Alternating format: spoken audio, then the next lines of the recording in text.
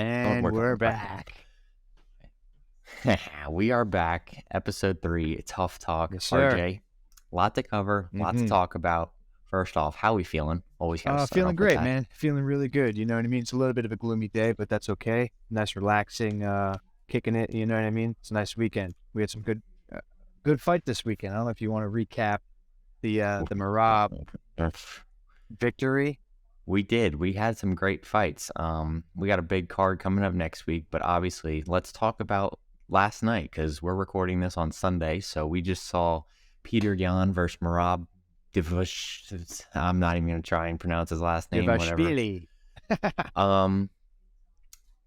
I'll have to own this loss because I went into it last video saying I was predicting Peter Yan to win. So, and I know you predicted Merab, so I know you're feeling pretty good. You know, it's not that I like to see any of these guys lose, but when you have two tough, top of the food chain kind of guys, somebody's got to lose. You know what I mean? And Merab has that tenacity, and he's just such forward pressure. It's like he never let Piotr set up. He never let him settle into the fight. And, you know, Piotr's kind of a slow starter to begin with. And, you know, and Merab just kept it on him, man. He just never let up. And I think also leading up to the fight, it seemed like Yan was getting frustrated and sort of a little bit like out of his element. He's usually like that kind of stoic character. Nothing bothers him too much. It seemed like he was getting a little emotional leading into this fight. And with the way that Merab fights, you gotta be secure in your own head before you go into a fight like that. Merab did a good job, man. I don't remember the exact scorecard, but to me it looked like he almost won every single round. Very dominant. It was 50-45 across the board. He took every round. One of the elements that I didn't see coming was the effectiveness of Merab's leg kicks. He shut down Peter's whole left leg, and I don't know if it was round 2 or 3, but you could tell Peter was visibly damaged by that leg kick, I mean, which ultimately negated his striking ability because he only had his southpaw. And not just that either, too. It's notice how it's funny because we're going to go back to how some wrestlers use it the right way and some kind of rely on it the wrong way. Merab comes out first 5 seconds of the fight and shoots on a single, picks it up and starts going for attacks, you know. Having Yan forced to think about that for the rest of the fight, knowing that it can come whenever I want. You step towards me, I'm going to pick your leg up. Just having that in your back pocket makes you so dangerous because, again, Yan wasn't really able to – he needs to set up a rhythm and find his range. Merab did not let him do that, not even for a second, and took complete control of the fight. Yeah, it was remarkable to see the gas tank on both of them. Peter Yan defended, I think, 40 plus takedowns, and Merab shot 50 plus. Yeah, absolutely. So, I mean, just credit to both of their gas tanks, but Merab is turning into a real nightmare for the 135ers. For sure. And I don't know who's going to stop him right now. To be honest with you, I can't think of... I mean, Aljo is more than likely going to move up a weight class, make some space for Merab at the top, and I could see him being a champion. I really could. Yeah. The only one in my mind right now is Umar Nurmagomedov. Umar looks good. I think he's got the skills. A couple more wins. A couple more wins. I'd love to see that fight. That would be a fun one. But there's our recap from Peter Yan and Merab because we did mention it last time, so we had to at least talk about it. Now let's get into the big stuff. 6 days away, UFC 286, Leon Edwards versus Kamaru Usman, part 3. Card. The hype is real. Stacked card through and through. But should we start with Usman and Edwards, or do you want to work? Let's work up to that. There's I think we work up to that one. Yeah, we'll build the anticipation a little bit. there's some fun fights in the undercard, and highlighting that, I think we should talk about Muhammad Mokaev versus, I'm sorry in advance, I'm just going to butcher this name. I'm going to go Rafael I Filo, think that's pretty close. making his UFC debut, Yeah. might I add, making his debut against a guy like Muhammad, who is, in some eyes, the biggest prospect in MMA Yeah. right now. So this is going to be a fun Yeah, absolutely. Makayev, I believe he's undefeated. I think he has one no contest or draw in there. Yes. He's Mhm. It's a No no contest, contest. I believe. He looks like one of the Dagestani guys, but I believe he resides in Europe. If I believe. I believe you're right on that. I can't confirm, but I think that's right. I believe he walks out and they introduce him as a European fighter. I know he has some European ADCC titles under his belt. You're talking a world-class grappler. I believe he's finished 6 out of 9 of his wins, 2 of them being in the UFC. He's looking really, really good as of late. And Filo, if that's how we pronounce it, he's coming off a win in the Contender Series. He's got a great record as well. I believe out of all his wins, only one of them comes by decision. So Yes, guy's something. another absolute problem. He's a finisher. It's going to be an exciting fight. I think we see some fun grappling exchanges, and it'll be interesting. That one, whoever wins that one is going to make a bit of a splash, and hopefully we get to see them with some top 15, higher ranked opponents. Yeah, these are some young cats making their name, trying to make their name on a big card like this. Muhammad only has 3 fights in the UFC. Filo, as you mentioned, making his debut. This is a big opportunity for both Especially of them. on a card like this. Especially, yes. And I think Muhammad will have his fans with him, being from Europe. So either that can make or break him, because I don't know what stage he has been on up until this Sure. point. His last time out was on a pay-per-view on the undercard against Malcolm Gordon, where he did some great work and eventually got the finish with a slick armbar. Filo is, as you said, a finisher, so we can expect some fireworks out of this fight. I think this is one of the most anticipated fights on the card, in my opinion, at least when I go into watching this card. Without having like the big star power, the names that like we have on the main card. As far as the undercard goes, this will be a real fight. Don't sleep on this one. This is going to be one of those. You'll see these guys again for sure.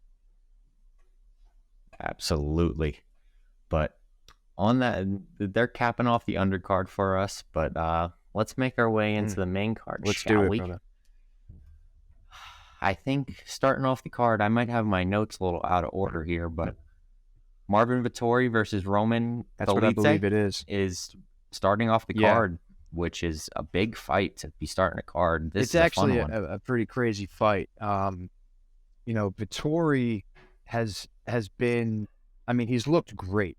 He's looked absolutely great. I don't think he's ever been finished in his professional career. He does have losses, 2 to Izzy, Bobby Knuckles. You know what I mean? But you're talking like the best of the best right there. Those are the guys. You know what I mean? So having losses to them doesn't, you're still cream of the crop. You're at the you know what I top. mean? You're still like really, really good. And not to mention, neither one of those guys finished him. So those are feathers in the cap as far as I'm concerned. He's not super young, but he's really not old. Vettori is still very much in the game, and he's a problem for anybody. Delice, a little bit older, he's not an old man, but he's a little bit older than Marvin. He's another, I believe, ADCC medalist. So we have another like super slick grappler. The last finish that he had, was it the last one? One of his more recent finishes where he had that kind of cap slice thing, that was gnarly. Yeah, that was wicked. Both these guys have wins over Jack Hermanson, Delice has wins over Kyle Dawkins, I believe. Like these are some good guys, not big names, not quite the same type of fighters that Vettori has faced, because Vettori has fought a lot of guys in the top ranks. I mean, wins over Paulo Costa, most recently win over Kevin Holland. You know, so he's got some big names under his belt as well. I believe also Delice has never been finished. So both of these guys are coming to fight every single time. It's going to be an interesting one. I'd like to see if Vettori can keep it standing and play his game, or if he's going to be sucked into some of the grappling exchanges with Delice. Even with the grappling credentials that Delice has, he loves to throw hands. I was watching some videos on him earlier. He loves to throw. He's a little reckless, which if Marvin can see that and kind of slip and roll and find his shots, will be a problem. That's what I think. But I do. I think Marvin's been in there with the more seasoned strikers, and I don't see Marvin making any mistakes like that. So if he comes out strong with the striking, I think Delice is going to have to rely on his grappling.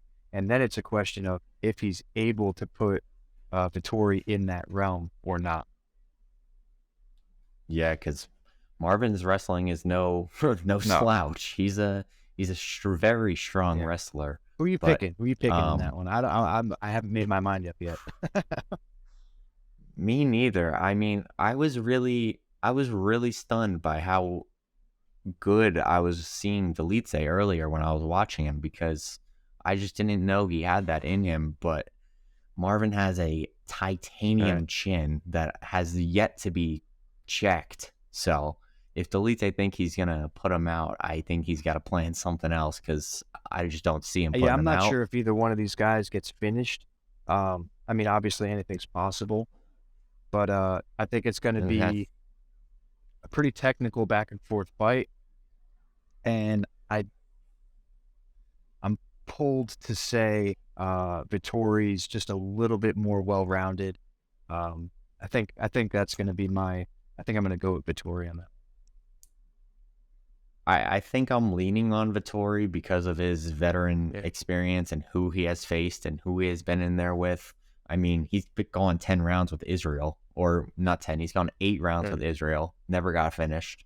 Gone rounds with Bobby Knuckles, never got finished. I mean, he's there to compete. He beats the top guys. He only loses to Israel and Bobby Knuckles, who are 1 and 2 right now, like the best fighters in the world. I see Marvin just being better all around. I just don't see it for Delice. I mean, and if Delice does get it done, Delice is a beast, man. I mean, he's a problem, but Vettori's, like you said, he's got the experience in there with the best guys in the world, and I think he puts it all together really well. Especially coming off a loss, I think he's got a little extra hunger on this one to get one back. So we'll see. That's a fun one to kick off the main card. But next up, we have 2 women, Jennifer Maia and Casey O'Neill, making her return. Casey O'Neill is undefeated, might I add, still undefeated. And Jennifer Maia is a veteran of the game. Absolutely. So, Maia's Invicta champ. You know what I mean? She's been around for a long time. She is the older fighter. She's fought. So in the UFC, she's somewhat of a 500 fighter, but you're talking about, I mean, losses to Valentina Shevchenko, losses to Caitlin Chookagian, thank you. Something like that. I think you nailed it. But you know, she's been in there with some really good girls. She is a bit older. Now, when you're talking about someone like O'Neill, she's a younger fighter. She's undefeated. Her last fight was the split decision win. I was gonna bring that up as well. Interesting, right? Because Roxanne, I mean, we all love the Happy Warrior, man. How can you not love Roxanne Modafferi, right? But Roxanne's, you know, it's hard for me to say this because she's always held her own with pretty much anybody she's been in there with. Roxanne's a veteran. She's been around it. She can fight. There's no question about it. But she's kind of got that little bit of like awkward goofiness, which maybe even helps her in the long run. You know what I mean? Yeah. Maybe that's what creates it makes it harder for these women to get a read on her. But, she's not exactly a championship level fighter. So that split decision's a little bit alarming. But in the end of it, O'Neal, I mean, she's the younger fighter. She's the undefeated fighter. I'm gonna go with Casey on this one.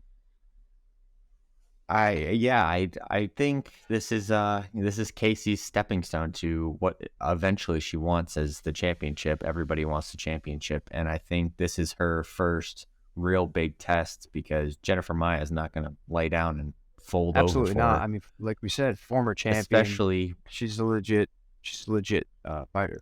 No question about it.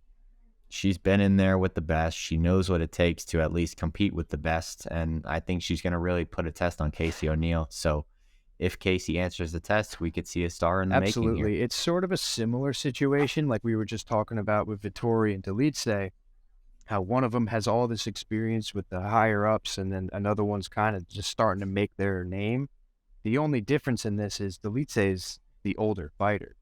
So I can't really give him that edge on Vettori because Vettori has the experience, Delice has the age. Age is not on his side.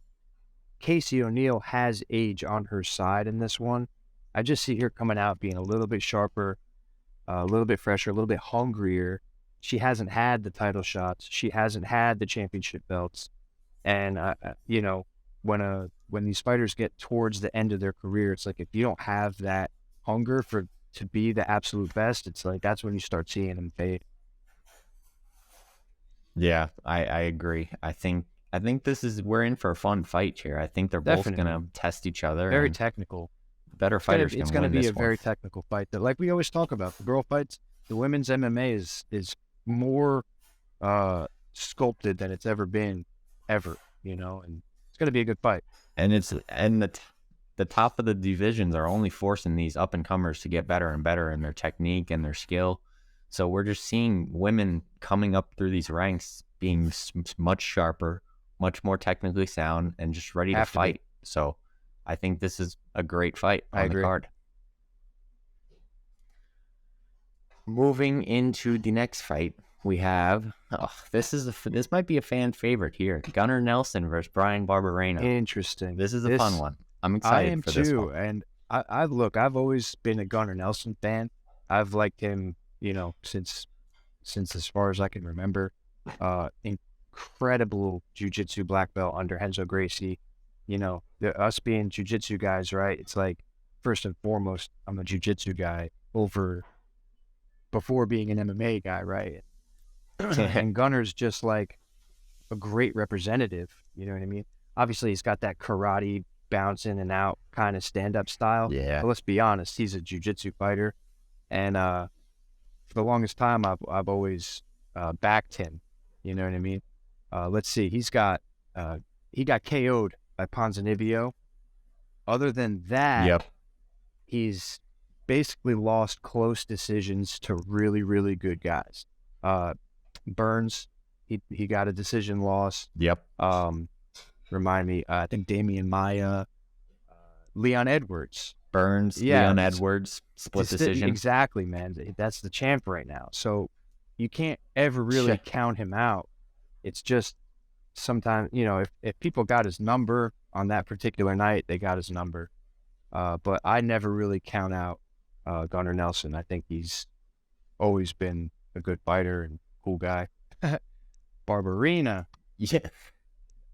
Another savage. Like, this guy is relentless. He kind of came out of nowhere. You know what I mean? Like, he really surprised me in that Robbie Lawler fight.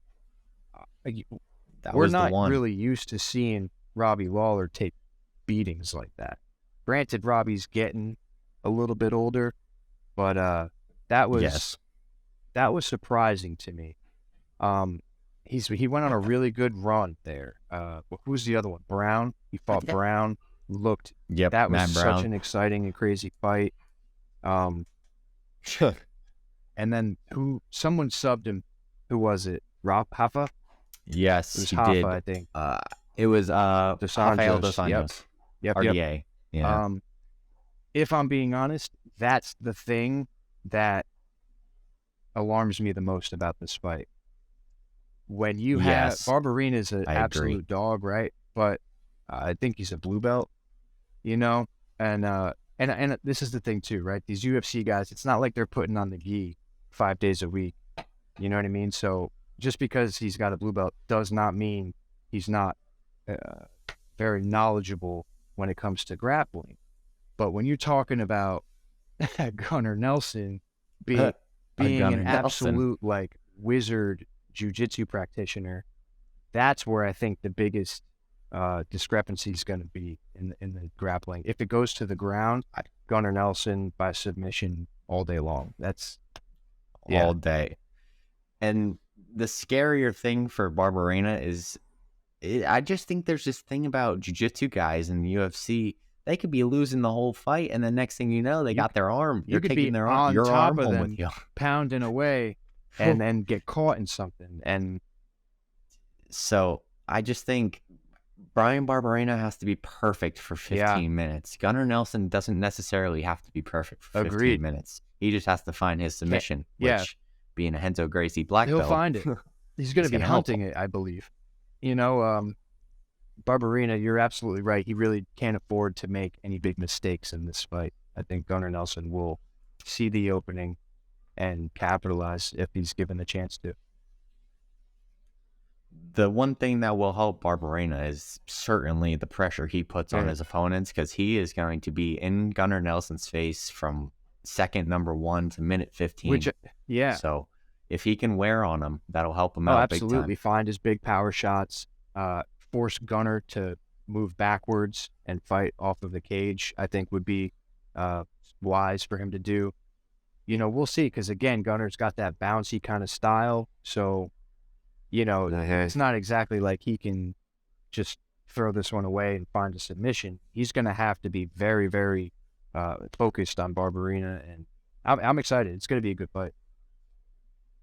This is a fan favorite fight. I think this is going to be a good one, and good one on this card, because this will get the fans going. Absolutely. Get us all hyped up for the next one. My boys. Well, oh man, this next one is just, I've been waiting for this one since it got announced, and I know you have, because we talked about it. We've been talking about this one since the day it got announced. Make my hands sweaty. Justin Gaethje versus Rafael Fiziev. Two strikers, two guys that are ready to cause a car crash at all times 100%. In the fight. I mean, how do we see this one going? Man, well, I might be a little bit biased. Justin Gaethje might be my favorite fighter that's alive and still competing right now. That guy is so much fun to watch. His style, which probably is the reason for some of his losses, you know what I mean? But his style is just so exciting. I mean, I believe he's finished 19 out of 23 of his wins. That's absurd, you know? His only losses as well come from the top of the top of the top. I mean, we're talking Khabib, we're talking Dustin Poirier, we're talking Charles Oliveira, Eddie Alvarez. Like you're talking world champions. So I don't take those losses to heart. I mean, obviously they happened, but there's a reason that Justin Gaethje is still at the top of the division. He always comes to fight. He's got the wrestling, not that he uses it. He uses it defensively. He will force you to stand and strike with him. Now, Fiziev is more than happy with that. Fiziev has shown that he's got the takedown defense. Not that Justin would want to use it, right? But he can keep it on his feet as well. This is going to be a kickboxing match that's beautiful and violent and bloody. Fiziev, I don't know how many Muay Thai fights he has, but this guy's been kickboxing for a long, long time. He finished Moicano. He finished Brad Riddell. He's finished Rafael dos Anjos. You know, he didn't finish, but he also beat that Bobby Green, you know, who's very, very tricky fighter to figure out for a lot of guys. So he's been making some serious waves as he comes up too. Those aren't quite the Dustin Poiriers and the Khabibs, but those are still very, very hard fights. And Fiziev is looked incredible. I mean, the thing that I think plays for Fiziev the best is the fact that he has that Muay Thai background, because all he's got to do is check 2, 3, 4, 5 of those leg kicks, and that might slow down Justin Gaethje's. That's one of his main weapons, is that leg kick. He's got probably the best leg kick in MMA right now. And Fiziev's no stranger to checking leg kicks, right? So that's that's going to be good for Fiziev. Other than that, man, it's just it's going to be a car crash. You know, it really is. I mean, it's going to be pure chaos, because we can almost guarantee Fiziev's not going to wrestle, at least most likely, and Justin doesn't offensively wrestle, so we're standing and we're banging in the middle. This is two guys. First one to take a backward step. This is two guys looking for a knockout, looking to put themselves right back in title contention. I don't think anybody said it officially, but this is looking like a number one contenders fight outside of the Oliveira Dariush fight, right? This is probably who's next in line for a title shot, I would say. Because I would hope that the winner of Benny and Charles would get that. I guess we'll see what happens with that down the road. That's what Dana always says, right? We'll see what happens. I get, because if one of these guys lays, if one of these guys lays an egg, then he leaves it open for the more exciting. Whoever had the last most exciting fight sometimes will step right to the head of the line. So I think with those two fights happening within the next couple months, right? It'll be how far away is that Oliveira? That's next month or 2 months away? That's May. I think that's that Newark card. May. We're going May. to that. Anybody in the New Jersey area, we're going to go to Newark and watch our boys fight. So let's go. If you want to go, come hang out with your boys. Tough Talk MMA. Hang out with us. Tough Talk MMA, Stray Dogs Gym, 609 Striking and BJJ. Let's go. That's going to be a good time. Show up and represent the locals, you know? That's a phenomenal card too, but that's a story for another day. We're still talking about the car crash that's going to happen soon. Yeah, absolutely, man. If I had to pick, again, I'm a little biased, but I would probably lean towards my boy Justin Gaethje, because he's been in there. I mean, he gets hit. They both do. But the difference is Fiziev just eats them. He's gotten checked a couple times. He's gotten knocked bad. Justin gets wobbly in almost every fight. He gets and he's my favorite fighter, so I'm not talking shit, right? Like, he gets wobbled in just about every fight. That's what makes it so exciting, because he comes back and puts these guys out. Like, it's just, and that's what gets him going. He still has enough to do the backflip. The guy is the human highlight reel. Give me a break. I have to ride with him. I have to ride with Gaethje. But let me put it this way: whoever wins, I won't be surprised. Yeah. We had this conversation when the fight first got announced of who we thought was going to win, and I'm pretty unbiased. Obviously, Justin has been one of my favorites, but I don't have like the fan favorite that you are towards him. Like, you're a big fan. Like, that's my Adesanya. I'm a big Adesanya guy, but unbiasedly, I just think the kicks of Fiziev the diversity of kicks of Fiziev is going to cause a lot of problems for Justin, because Justin has a leg kick, inside leg kick, outside leg kick, but he doesn't have the body kicks. He doesn't have the head kicks. He has a leg kick and he has hands, and I think Fiziev's body kicks, leg kicks, head kicks are going to be a real problem for Justin. I agree. And I mean, that's, this brings me back to Justin Gaethje having one of the best coaches in the game. right? Because we can't just sit back here and think Trevor Whitman doesn't know what we know, right? Trevor Whitman, I'm sure, and even if Justin doesn't always follow the game plan set forth by his coaches, you better believe that his coach has given him the proper game plan. Fiziev, very dynamic, very technical striker, but you kind of know what you're going to get. You know, you're going to get a lot of kicks, you're going to get some heavy punches. I'm sure in the footage, you know, Coach Whitman has seen what he needs to see in order to make a proper game plan. Because that's another big part of this thing, man. When you have these high level like coaching staff, that's just otherworldly. You know what I mean? Like, what was it, a year, maybe 2 years ago, Trevor Whitman had 3 world champions sitting at the same time. That's almost unheard of, you know, anymore. Anyway, like it used to be when there was only 5 gyms. And then, you know, but now there's gyms all over the place. There's lots of big super gyms. And Trevor Whitman had 3 sitting world champions at the same time. Like, that's a pretty incredible feat.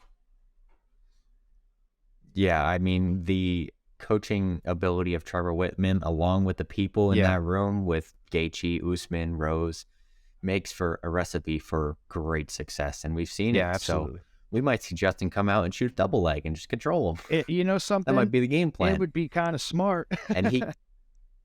And he could if do that. If he chose to, he absolutely could. I don't think he will. It's just not really in him to fight that way. I think that's why he's one of my favorite fighters. He could so easily rely on that and just like beat people by winning the game. But Justin Gaethje's a fighter. He is there to break your spirit, hurt your confidence. He wants to like send you away like thinking, why did I ever try to fight that guy?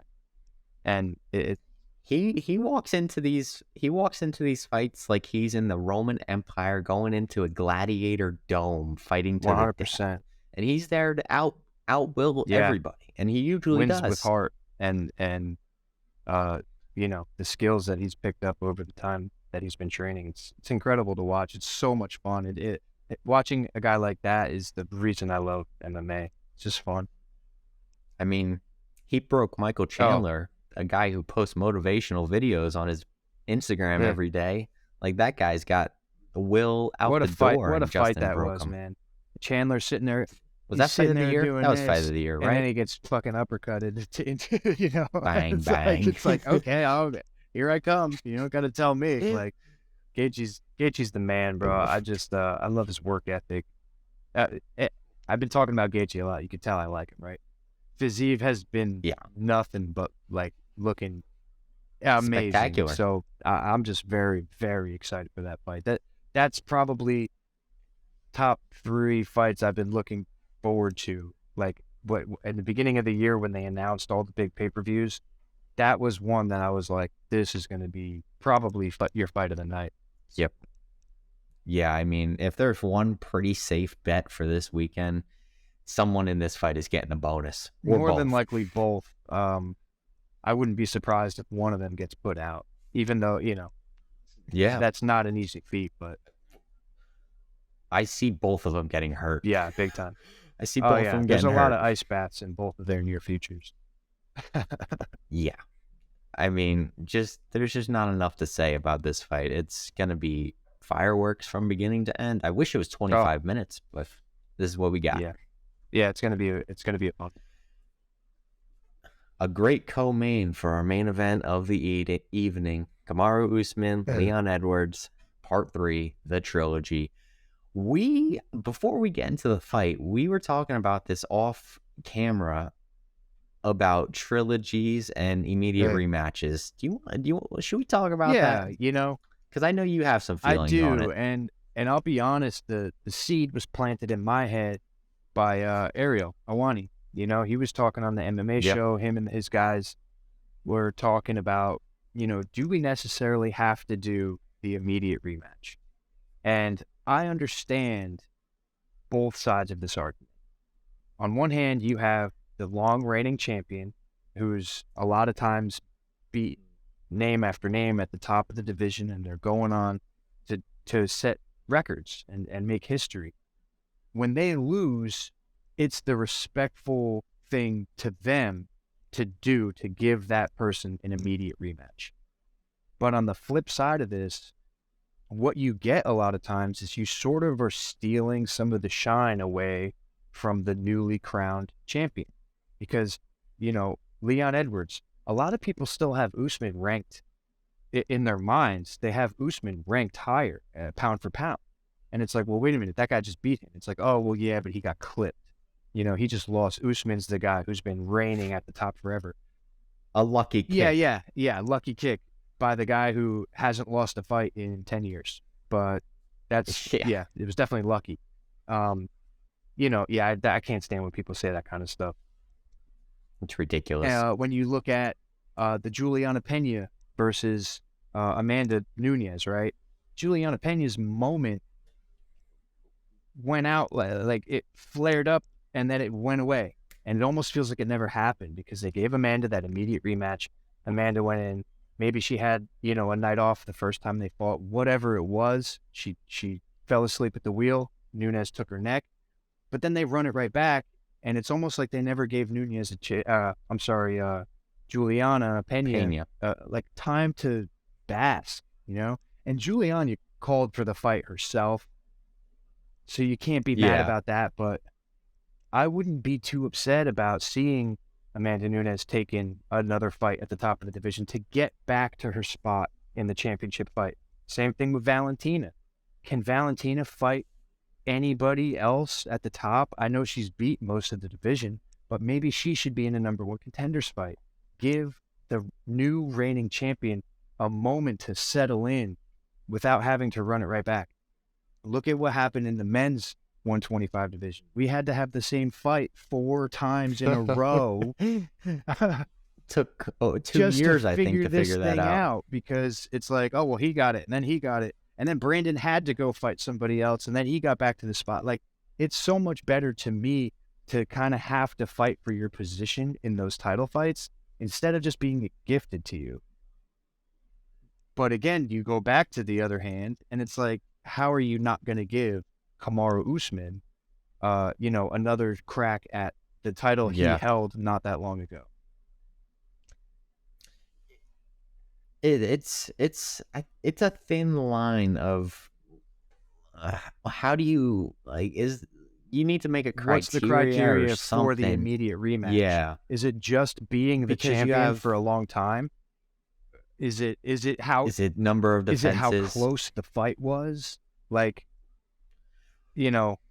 because in this scenario, we have Leon and Kamaru going a third time.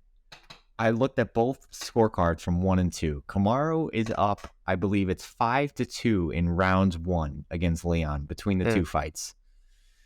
So he's got 1 win already. He's lost the other. So I just think in this specific scenario, you had to give Kamaru the trilogy. Because it's a trilogy, because it's 1-1, we see immediate rematches with we're going to see Valentina get the immediate rematch, but it's not like it's 1-1. Right. It's 1-0 for Alexa Grasso.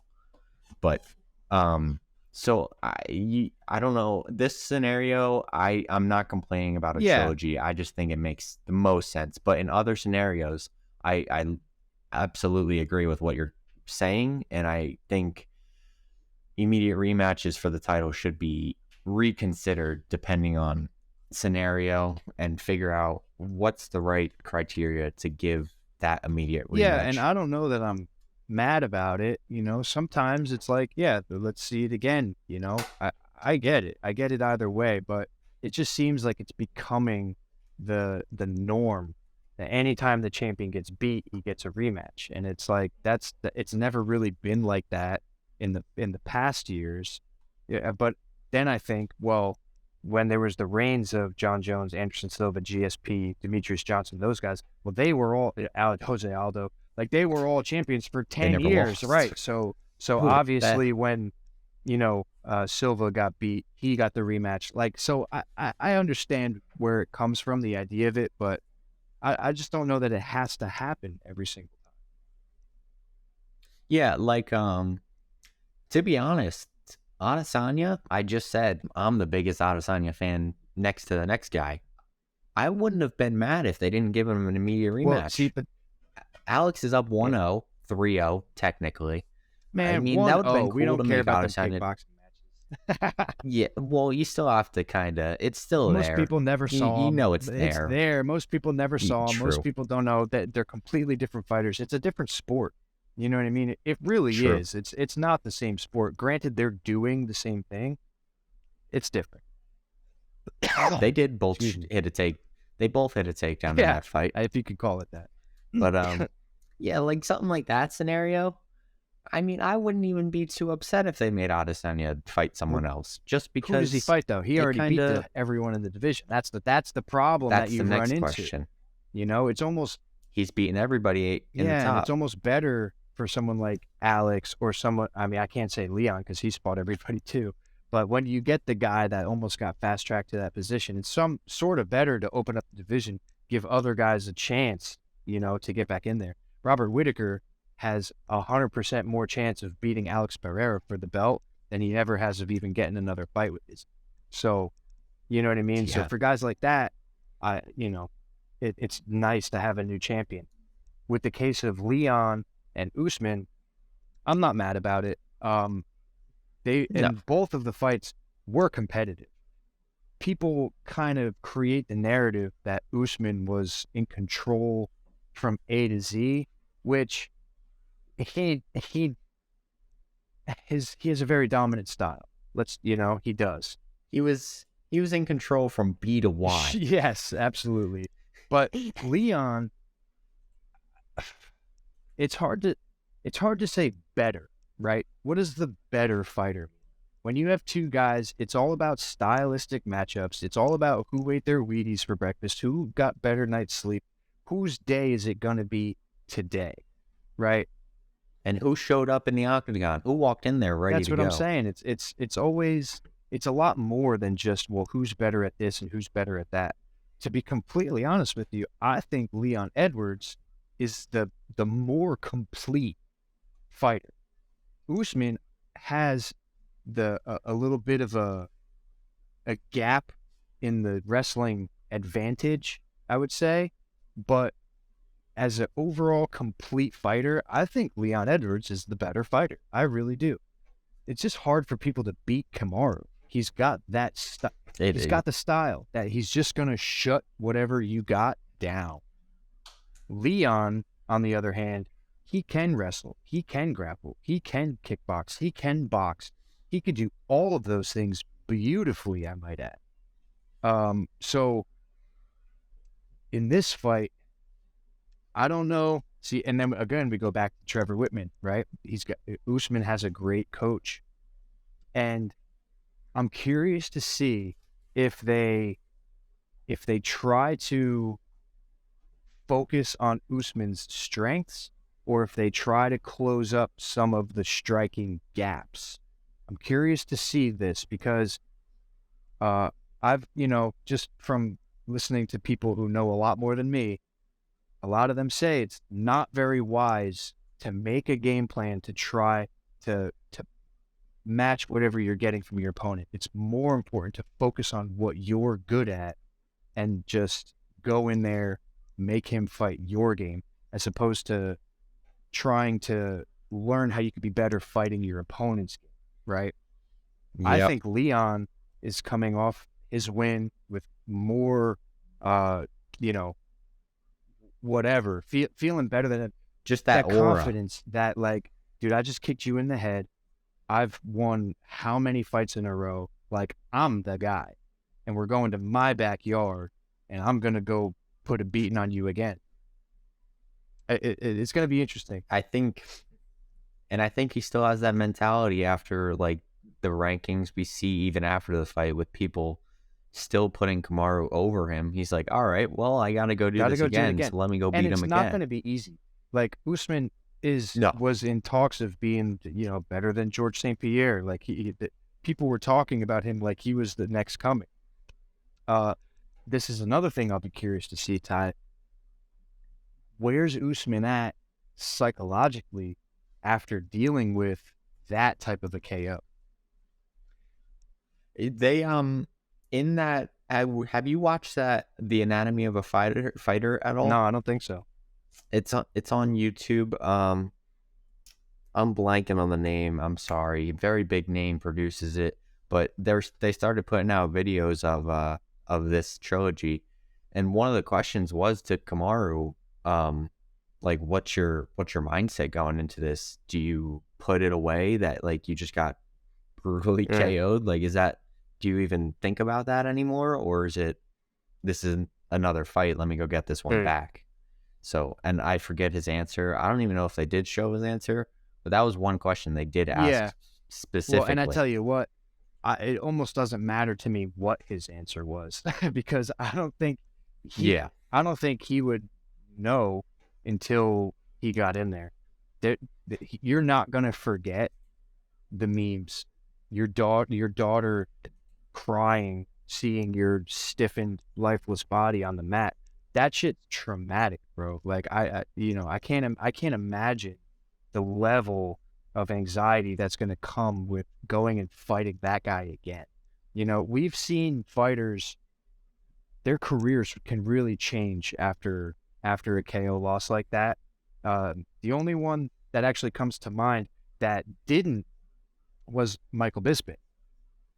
When he got flatlined by Dan Henderson and H-bombed, and he was just like, Dan Henderson's symbol is him flying through the air to drop a forearm across Michael Bisping's face, right? Like, how embarrassing that was after they were on The Ultimate Fighter and they were talking all the smack and it was so hyped up and so many people saw that happen. Mike was able to fix his career up and eventually come and be the champion again. It was really incredible. So hats off to him. That's why he'll be in the Hall of Fame for forever. Does Usman have that same type of heart that's gonna allow him to put it to the side, go get his belt back? It's gonna be interesting watching him try to answer these questions. It is an interesting dynamic going into this, especially being in Leon's backyard. We're in London for this one, so Kamaru doesn't have the fans to back him up. It's going to be a heavy Leon crowd. The English crowd, which is always on fire. You got Gaethje and Fiziev happening right beforehand.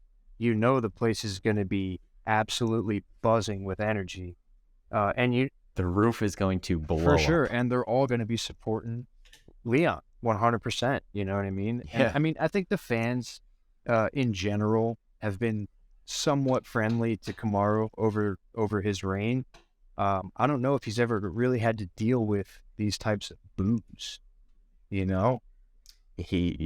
don't think so. He's gonna, because a lot of his reign came during COVID when there were no fans. And like, he had a bunch of fights in the Apex and empty crowds. And two of his biggest fights have been Colby Covington, who, no matter how good of a fighter he is, people just love to hate on that guy.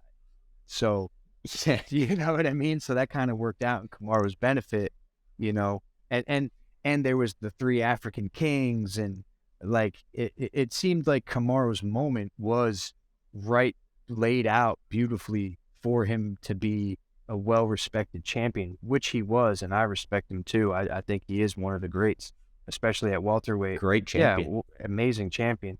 I do think this might be Leon Edwards' time. I think UK deserves a champion.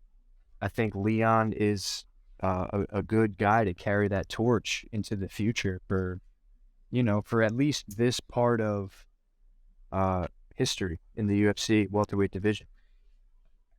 That would be interesting. I mean, that question, that scenario brings up some questions. Hypothetically, Leon gets through Kamaru again, goes 2-1 up on him. Usman's not going to get another immediate rematch with a loss here. Who beats Leon Edwards? Well, there's a lot of guys out there. I tell you what, because of this, like we said, almost but in reverse this time, like how Usman is very hard guy to handle. His style is very hard to deal with. So a lot of guys almost looked up at the champ like, man, it's kind of hopeless to even get there, not to mention beat a guy like that. Leon, on paper, may seem a little bit more beatable, but nobody's been able to do it. That's crazy. It's crazy because nobody's been able to do it. That's what I mean. No one's been able. They can't beat him. Beat this guy. So, and again, I was almost not even going to bring this up, but our boy Nate Diaz was the closest one. He came the closest to putting the champ out. It only took him 24 minutes to get there. Hey, listen to me. That was... You're right. You're absolutely right. Have you ever seen Leon Edwards look that wobbled, and Nate Diaz points at him and walks him down and starts whooping him? You know what I mean? Like, does a little shuffle, doesn't really throw anything. Dude, I tell you what, I'm also a huge Nate Diaz fan. I can't wait to see what happens in that world, but we'll save that for another video. But he's been the closest to the upset. So no one, I mean, the Bilal fight may have or may not have, that could have been an interesting fight if it didn't get ended the way it did. Yeah. So that could be a good one to run back. Yeah, if Masvidal, especially because Bilal, if Masvidal gets a win or two, or three, we still want to see what happens with the 3-piece in the soda, right? Like, that was still an interesting story at a time. I would watch it. I think it would be a good fight. I mean, I just don't know. I don't know. I mean, nothing against Masvidal. I mean, great fighter, great guy. I just think there's a lot better options out there. But if he goes out there and beats Shavkat and Burns and Colby and all of these guys, then yes. But I think he's got a ways to go before another title opportunity. That's fair. Who would be? I mean, I guess you got to give the next fight to Bilal, right? I think we could agree on that. I think that's right. I think that's what. Yeah, I think that's what you do. And Bilal's not an easy fight either, and he's been on an incredible run. He's on a 5 or 6, I think, maybe more. I'm not sure. If you don't count the no contest, it's. Yeah, I mean. All right, yeah, we can take that one out and just... He's on quite a streak. I don't know. And he's been looking really good. To be honest, man, 170 pounds is ruled by grapplers, which is interesting because you have a striker as your champ, and there's a target on him like we haven't really seen. It's usually the other way around, right? It's usually the heavy grapplers, the champ, and then all the strikers try to come up, stuff the takedowns, and get the knockout. It's almost like the opposite. It's like, well, who's going to be the first one to get their hands on him and try to grind out a decision? I can't really see many people finishing Leon Edwards. He's too technical. He's too good. He's good in every aspect of fighting. To be honest with you, and to bring it back to this fight, like I said, I think it's Leon's time. But what we need here is a definitive win. I would really love, and again, nothing against Usman, great champion. He had his time. I would love to see for Leon maybe a TKO or another KO. And it kind of, I feel weird even saying it like that. Yeah, I mean, you hate to say that, but because it's almost, I know what you're saying. It's like the position with Volkanovski and Max. It's like, dude, if you don't come out here and like whoop this guy, we're never gonna like just give you the props. There's gonna be 6 more fights. Yeah, because everybody's still gonna be on the one side, and I think that's what would happen if Leon wins like a close decision. Everybody's gonna be talking 49-48, and they're gonna be talking and they're gonna be discrediting him. I want him to come out and put a stamp on this trilogy and say, I'm the champ. This is my belt. This is my city. Better luck next time. You know what I mean? And even on the flip of that, I think Kamaru needs to go out there and either 50-45 him or get a finish and say, now wait a minute, that was a fluke. I'm the champ. But we know how these England judges can be sometimes. I don't know who's judging the card, but there's been some questionable ones that have happened in Europe. they're questionable decisions everywhere, but that's their guy. The crowd's going to be going crazy no matter what Leon does. Any little thing he does, the crowd pops, and we know how that can affect the judges sometimes. Absolutely.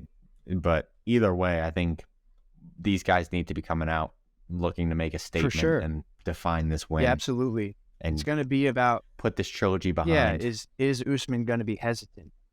Is he going to try to fix the striking holes and see if he can, keep that type of a pace with Leon? Or is he just going to come out, pick him up, put him down, pound him out? Like, it's really just going to be what version, or not version, because Usman's basically he's pretty consistent, but is he going to be that hungry competitor Usman that we're so used to seeing? It's an interesting fight, man. I'm very, very much so looking forward to it. I'm gonna ride with Leon Rocky Edwards. It makes me happy when I see guys like that win. He deserved it. He's a good guy. Anytime he does an interview, I'm like, I love this guy. You know what I mean? Watching, he's easy to be a fan of. Yeah, man. Watching him hugging his mom and watching his gym erupt when he won the belt, because they love him. That's like the gym he came up with. You know what I mean? And he's just such a very relatable guy, good champion, good person. I hope he wins, man. I really like Leon Edwards. I like Usman too. Don't get me wrong, but I don't feel the same connection that I do to a guy like Leon Edwards. So you're picking Leon. And again, I might be picking with my heart here, or maybe 75% heart, 25% head. Because like I said before, I do think Leon is the more well-rounded, more technical fighter. It's just, is he able to shut down some of those grappling exchanges, some of the strength and the timing. It's going to be interesting. He did it. He might have, he slowed down in those middle rounds because of the pressure of Usman, but he found his opening. That was not lucky. He found the opening. It took him a while, but let's not forget how that first round went either. I mean, Leon Edwards, that was a beautiful he trip. landed in mount on a very decorated wrestler. He tripped him and landed in mount and took his back and stayed there for the rest of the round. So it's not like he can't hold his own with this guy in the grappling. It's just about that position. I don't think Leon wants to end up in a bottom position with Usman. That's probably going to be a rough one for him. It's going to be rounds 2 through 4 again. Right. But I mean, look how good he looked defending off the cage and keeping it standing, especially the longer the fight went. He was really able to shut down some of those things. And I think that's another thing, right? Like in their last fight, it kind of took him till the 4th and 5th rounds to realize, oh man, if I get my hips in and dig my underhooks, I can stop this guy's takedown. He's going to have to dig really deep sometimes, but I think if he believes in himself and his training and just goes right away. We saw this with the Volkanovski-Islam fight. Towards the 4th, 5th round, Volkanovski was near impossible to get down. Something clicked in his head, like, oh, don't let this guy take me down. I can stop it. So if Leon comes out from the gate thinking, I can stop the takedown, I can grapple with this guy, I can keep it standing, I can kick this guy in the head and put him on the canvas. If he comes out with that attitude, I can see it going his way. I absolutely can see it going his way. And as I say that, I just think Kamaru has too good of a coach. I think he's going to be mentally strong. I think he knows what he's doing. And I just don't see Kamaru losing this one. I don't know what's swaying me that way. I just think with Trevor Whitman in your corner, man, it's very easy to go back and see what you did and wrong fix and it. start making those Yeah, I adjustments. agree. And I won't be surprised So if you're right on that. I won't be surprised.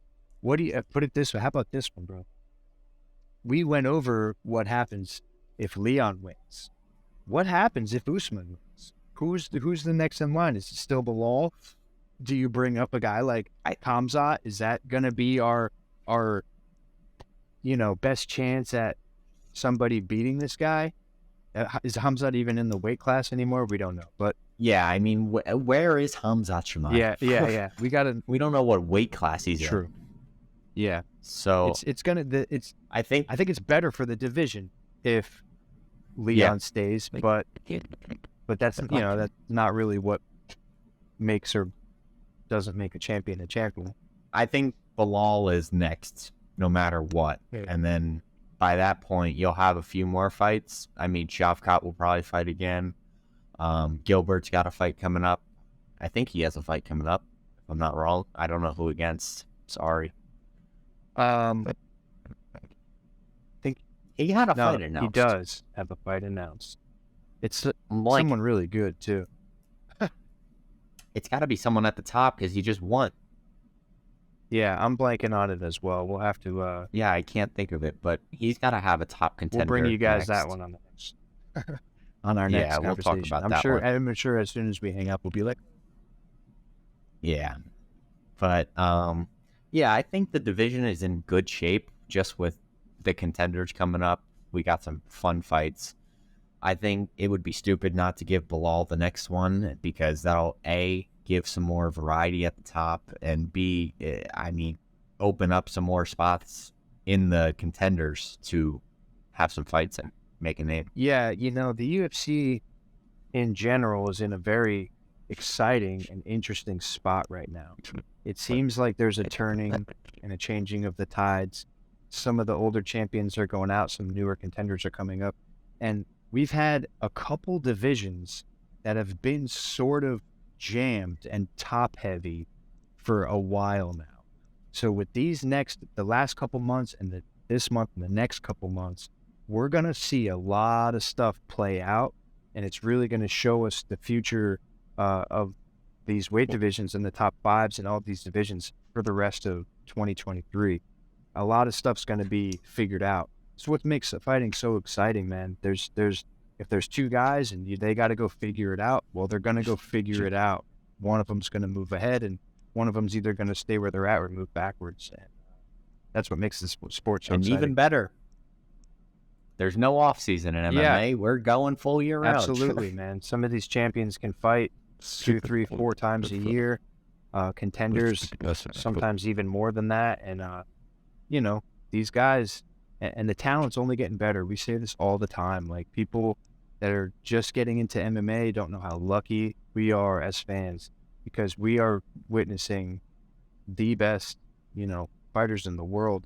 And not just in the UFC. In many organizations, there's so many people from all over the world, countries like Russia, countries like Mexico, like the EU, like there's all these countries that now with the exposure that MMA, the UFC has given them, it's like, I mean, they just did a whole entire card for, what was it, like Singapore, and they did a Korean card. Like, who even knew the UFC had that many Korean fighters? Did you? I think most people probably didn't. Nope. It's like, it's amazing to see these fighters coming from all over the world, and the level that they're at is just, it's crazy, man. It's an awesome time to be a fan, and the fights will never stop coming because the talent is just getting better and the depth is just getting more and more and more in every division. So I'm excited for the future. The UFC is 30. Not much more to say. The UFC's 30 years old this year, which, when you think about that, that's younger than me. That's not old. Some of these sports have been around hundreds of years. So we're finally seeing it all come together, and it's, as a sport, the way it's growing is, I'm just happy to be here to see it. beautiful. It's a beautiful thing. Beautiful man. to see. I'm happy to be able to be, here to see it, and what a time to be alive. What a time to be alive. Our picks are in. We're really against each other on these picks. You went Leon, I went Kamaru. You went Gaethje, I went Fiziev. So one of us is going to be wrong. Else? Maybe both of us are going to be wrong. Did you pick Makayev or Fieldhow? I picked Makayev. I think he's too good. I just think he's too good. I don't know if I picked that one. I might have said something. How about Vettori Delice? I went with Vettori because of his veteran status and experience. So we agree on Vettori, and then I think I went O'Neal, and I also went O'Neal, and then I'm gonna take Gunnar Nelson over. I don't know where I'm going with that one. I'm on the fence with that one. I think Gunnar Nelson gets a sub. Yeah, I think I see a sub. If it goes to the ground at all. Especially with Barberina's grappling. Yeah. Some good fights, man, coming up. I'm excited for this weekend. I can't wait to watch them. Where are we watching them, huh? We got to call up some of our homies, or we're going to go out to a bar somewhere. Oh, yeah, we'll find somewhere to watch it. That ain't no problem. And we'll get a recap on Sunday. Oh, yeah, we'll be back with a recap of these incredible fights.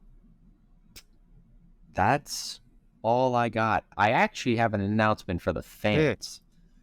We're on Spotify. Let's go, baby. Episodes will be on Spotify. So you can get these episodes, watch them in your car, put them on Spotify, or watch them on YouTube, and you can look at us, because obviously you guys love watching us on YouTube. You gotta look. But YouTube and Spotify, both of the episodes will be on. So that's fun news. Is there any other news I needed on the fan side? I don't think so. I think I just wanted to make sure I made that clear.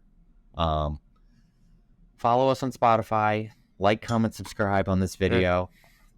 We're getting great feedback on these videos. So thank you guys. Me and RJ, I think I could speak from both of us.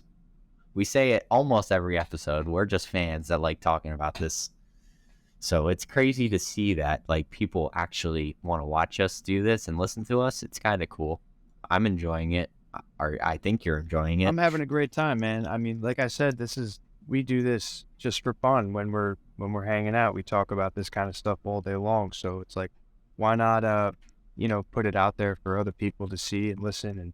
And hey, look, and we also don't think that we're like some kind of, geniuses in this realm. Yeah. It's like we try to be humble and give our honest opinions, and we're just happy that people like to listen to us talk.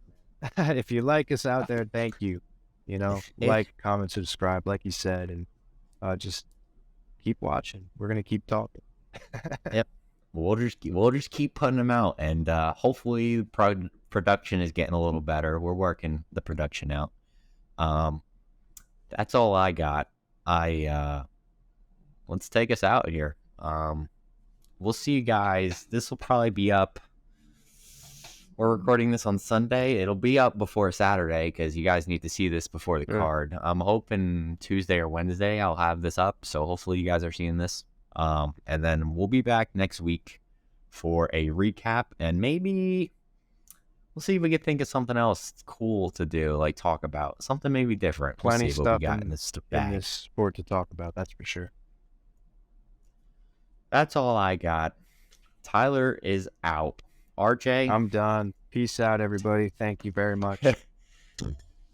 We'll see you in the next episode.